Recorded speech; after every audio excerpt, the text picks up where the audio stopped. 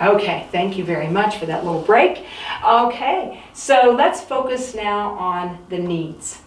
I will just tell you in a little bit of a repeat of this, that when I come to a situation where I'm facing a child who's having a meltdown or freaking out, that my first thoughts are, what do they need? What do they need? My first thoughts used to be, how can I stop this behavior? How can I stop this meltdown? But that is not what I'm thinking anymore. Just like a mechanic who, when you bring your car in, he's listening to the rumbles or the creaks or whatever sounds are coming out of the motor, and he's troubleshooting what's wrong. What is the real problem behind the noises that I hear? And so that's what we need to be thinking as parents or as a teacher. What is wrong on the backside that is causing this meltdown right here? So I have learned so many more things with that in mind about children and their needs. And it's a much more detailed list than I thought, and we'll have this on the website, the children's needs list. And I started out with a little one, but as you can see, it's gotten bigger and bigger. And there's a lot of things that when we're in tune with that, when we know a little bit about more than our instincts tell us, we can troubleshoot better, just like the mechanic. The mechanic, the more cars that he fixes, the more he knows, the better mechanic he becomes. And we can become better and better at troubleshooting the needs of our children, especially when we know that child over a long period of time. When I start with a new child and a new school year, and I've got a new set of kids in the classroom, it takes a couple of weeks to get to know that child. Now, thankfully, the more years and the more children you work with, you already have a big basket of information that you can work with. But still, each child is so different, and we don't know all the stories behind those needs. And so that's where we're going to be thinking, okay, what do they need? And I remember one of my mentors in the past, she said, you all don't know, when she was doing a class for those of us who worked with her, she also taught us some classes. She said, when I take these children back to my office, let me tell you what I'm asking them. The first thing that I ask them is, what's the problem? What do you need? How can I help you get what you need? And that was like a shock when I first heard that. I was like, oh wow, okay. And she's able to bring that child sane and in order back into the classroom. It was early childhood. It was a child care center with ages 2 to 5. So we had lots of meltdowns in that, in our school that had to be worked with. And so that was something that she taught us early on that was very, very helpful, that helped to switch my mind from how I had looked at things in the past. And so when you see them, kicking and screaming, then you're going to say, what are the needs of that child right now? What do you think is one of the easiest ways that we can find out if you're clueless? Clueless about what does this Ask questions. Ask questions. Absolutely. Just like my mentor was doing when she brought the child in. She wasn't even in the classroom. She didn't even see how the meltdown got started. How is she going to know what the problem is? Then she's going to start asking questions and get the whole story. And so that's where we need to be really good listeners, and that we're asking questions with good motives in our hearts, to realize they have a legitimate need behind all this. Somewhere in there we think that the needs that they're having because of the wrong behavior, that maybe their needs are wrong. They feel that guilt also. Maybe what I'm really needing is wrong. And so they're just acting out from guilt, and they don't know how to get their needs met in appropriate ways. And so we can ask questions in such a loving, heartfelt way, they feel safe enough to begin to settle down, their meltdown or whatever it is, to begin to settle down and to trust us enough to share their heart with us, to share what they're thinking and feeling. If they don't trust us, if we haven't done this many times with them, in the right way, they might start out by verbalizing their thoughts and feelings, because we want to get away from the behavior, just the behavior, into them talking, verbalizing their thoughts and feelings. It's going to come out angry, it's going to come out mean, it's going to come out disrespectful. And, but we're going to look beyond that and look for the kernel behind it. Now, I must say that if a child is being disrespectful, that I am looking behind that, but I do say to them every time, I understand that you're upset, but I want you to know I'm willing to listen to what you have to say. I need you to say it in a respectful way. I can hear you. I will listen. Reassure them over and over. I will listen, but we do have to stay respectful in how we share it. You can also give them an opportunity. Do you need more time? Give an opportunity for them to cool down by themselves. If they are not ready to talk about their thoughts and feelings to you in a respectful way, then we can set up in a very loving way. It doesn't have to be this timeout punishment thing. We just take a break and have a cool down time so that we can come back to the scene in a respectful way. I know that mentor instructor that I was speaking of before, that sometimes in the office, before they could talk, they would just kick and scream by themselves over in a safe area while she worked in her office on paperwork and waited for them to calm down and cool down and settle down and be able to communicate. So that's what we're looking for, is to build those bridges into thoughts and feelings and that trust level for them to share. And then when they share what they're really thinking and feeling, then it's our job, first of all, we're like, oh good, any little gems, any little clues, I'm going to put this puzzle pieces together and help them reach their goals that are deep in their hearts and their needs deep in their hearts. And the way to handle when they're opening up like this is to do something we call second witnessing.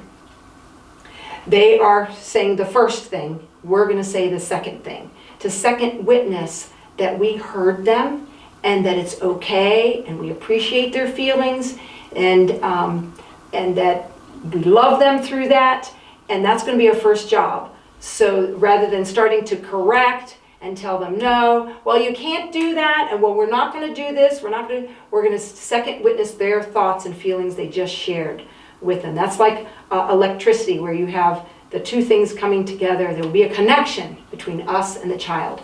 It's building trust, a huge foundation of trust, so that the next time this happens, there's a bad behavior, and we're telling them, I'll listen. They're going to trust you because you listened last time and the time before, and you heard them out, and you can second witness. So that key word we want to use throughout the seminar.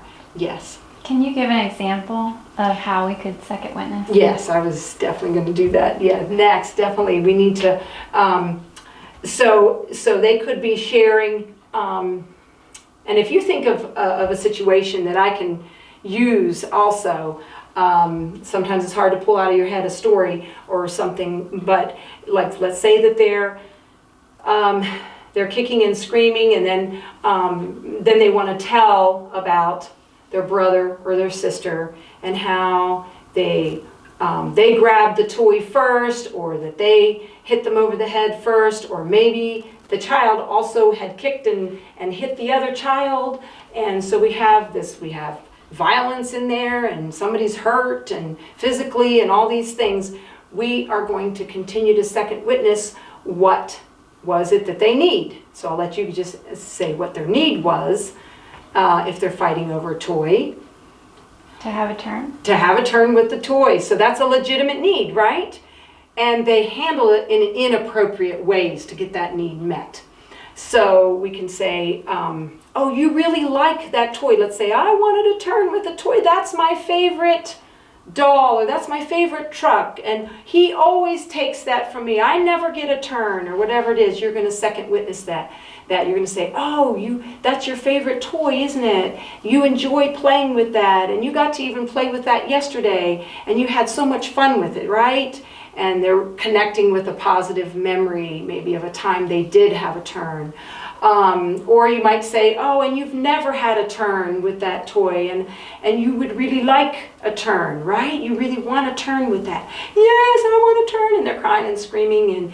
And so we're going to continue to go back and forth with their feelings and just affirming. We can affirm any of the opportunities to affirm their feelings of how, maybe you can even think of another time that they shared a different toy. I remember you were sharing your dolls with your sister yesterday, and you're very good at sharing many times, and you must have been very disappointed that you didn't get the turn first, or that you didn't get an opportunity to give your doll to your friend by your own choice, and she just grabbed it away, didn't she? She just grabbed it away. All this is just second witnessing. We're not trying to teach them anything right now. We're just second witnessing with positive and making them feel safe and heard and loved and accepted. That's our goal on that first step. And then I generally don't try to go the next step until they're calmed down a little bit further. And we just sit and we talk. Yes, you have a question on that? I was going to ask, how do you incorporate it when there's multi-children in there? And so you might have that sibling there, you know, yelling at the same time. You know, how do you quiet it down enough so where you can minister to both and get both children's needs met? Right. Or do you address, I'm sorry, do you address them separately? I go back and forth. If they're both making a lot of noise at the same time, I'm going to try to do the exact same thing to both of them, back and forth. And you were trying also, and I remember when, you know, you all were playing so nicely with those blocks yesterday. You guys are loving sisters, or you're loving brothers. And you have shared before, trying to connect them with positive things, and I appreciate it. I know this has been a really hard time. They didn't really listen to you, did they? And you can look at both of them. Eye contact is so important. Positive eye contact that's showing empathy and sympathy, and you're just going to go back and forth. Like when you have a classroom full of kids, you know, you have those opportunities a lot where you're addressing one and then you're looking at the others, and you can have both of them there, and you're looking back and forth. You just have to multitask with the same kinds of concepts to both of them. And of course they're both going to be blaming each other if you've got to. Well, she did this and she did that, and you're just going to be on both of their sides. Oh, that was hard when she hit you, and oh, I'm sorry that she grabbed your toy, and you're just going to minister to both of them and be the one that's on their team and on their side until they are able to relax. Now, obviously, sometimes there's physical restraint that has to happen if they're physically abusing each other. And so then when you do that, it can be, you know, the same. Now we have physical holds that are legal with, you know, some of the students, especially behavioral disorders or autism, that you know exactly how what you're allowed to do to restrain a child from abusing another child, that type of thing. But, you know, at home you have your own ways. And what I would do if I'm picking up a child, to move them over and saying, you're really feeling upset. I know, this is second witnessing again. I know you feel really upset about this. This has been a really hard thing to go through. I'm sorry you feel your sister doesn't love you or your brother doesn't love you. Mommy loves you. Mommy loves you. How about we just take a little break over here, and until you feel better, feel calmed down, and I'll talk to your brother about this. I'll talk to your sister about this. Okay? And then, or vice versa. You know, you go back and forth between the two of them so they both feel you're connected and loving both of them at the same time. So that's a little example of what we're doing to try to open up their thoughts and feelings, open up communication, even in the midst of meltdowns or, you know, hitting and violence and those kinds of things. And all the while, you're praying to the Lord at the same time and saying, okay, what are the needs? What are some things that it might be even, okay, yes, their basic need is to have a turn with the toys or the art supplies or whatever. That's the kind of the basic needs, but maybe some deeper needs that go way, way further, the motives behind that. We can be open to the Holy Spirit to impress us and trying to remember what's the surrounding information about this child that can help me troubleshoot with them. And so that's where we're going to, even go further into some needs and looking at specific needs. But just in general, it could be something like maybe you have not had quality time with that child for a while. Maybe you're coming back from camp meeting after a whole week of stress and all kinds of things have happened, and the trip and all. And so this in the back of your mind, my child is at the end of its rope with energy, with quality time with me, with a peaceful, quiet background. Let me try to meet some of those needs back here that's in the back of their brains and their minds and their subconscious that's affecting what's going on right now. They don't have the emotional stamina to behave properly in boundary setting with their sibling. They're just, and we've all been there as adults. We're just flat out. We don't have anything else left, and we just feel we can't take one more thing. And they are not as hopefully we're adept at going to the Lord to get all of our needs met, but sometimes we run short on that. But we want to teach them how to come to us the way we're supposed to go to the Lord, so that they can come to us and get their needs met, and that we're the safe place to get that connection. And so then I will even verbalize that to the children, and they can even be 2 years old or 1 year old, and I will verbalize that. And I have a story about my grandson who's 2, and how I verbalized, why he was having a meltdown. And the more we can verbalize for them their thoughts and feelings, as we get more puzzle pieces from the Holy Spirit, then it's going to teach them how to verbalize their thoughts and feelings, how to feel accepted and feel understood, and so that they can do it. So I might say to the child, look, we've been away from home for a week. We have been spending so much time at camp meeting. I think you're really tired, and you haven't had any time with Mom for a long time. And I think that's part of the reason you're really upset right now. Do you want to just sit on my lap? Now we're going to try to solve the needs, fix it. You want to just sit on my lap for a while? Mommy's been so busy just trying to unpack the car and get the dishes and get our laundry done that I haven't taken the time I'd like to take just to spend time with you. How about we just sit together? We'll let the laundry just sit where it is, and I'm going to let you be on my lap, and we'll just have some cuddle time. Would that help you feel better? So now we're helping to get to the step number 3 of meeting those needs and helping them to feel okay about it. No guilt. No, this is whatever. Then after we meet their needs a little bit, we can go back to maybe some teaching, some teaching and training on how to deal with our sister. What's a different way that we could handle when your sister or when the neighbor grabs your toy and you haven't had a turn? What's another way that we can handle that? And kind of walk through and practice. I often do a practice session with them and say, okay, and I'll actually put the toy back on the floor, and I'll have the offending child holding the toy, and then I'll say, okay, now remember, I'm right here, the teacher's right here, or grandmommy's right here. Let's practice again. Okay, they've got the toy, so what should we say? And we can even giggle about it and laugh and oh, okay, so we're not going to grab, right? What are we going to say? And we practice that and let them say it and do it. And then if the other child isn't, going to share, then I'm right there to help them to be able, okay, we're going to give them a turn, and they're going to hold it, and they're going to and next time, if there's a problem, where should you go? I do this in the classroom a lot. Where do you go when this child or that child is not doing the right thing? Should you take care of it all by yourself? No, they learn, I'm supposed to come to a teacher, right? Yes, just come straight to me and let me know. I do not have this policy about no tattling. I do not have that policy. Where are they going to go when they don't know how to handle things? If they are tattling, which means they're just trying to get somebody in trouble, or they keep coming up all the time to me, then I just teach them how to handle it by themselves. Well, you don't have to come to Mrs. Styer for that. Why don't you just handle it this way?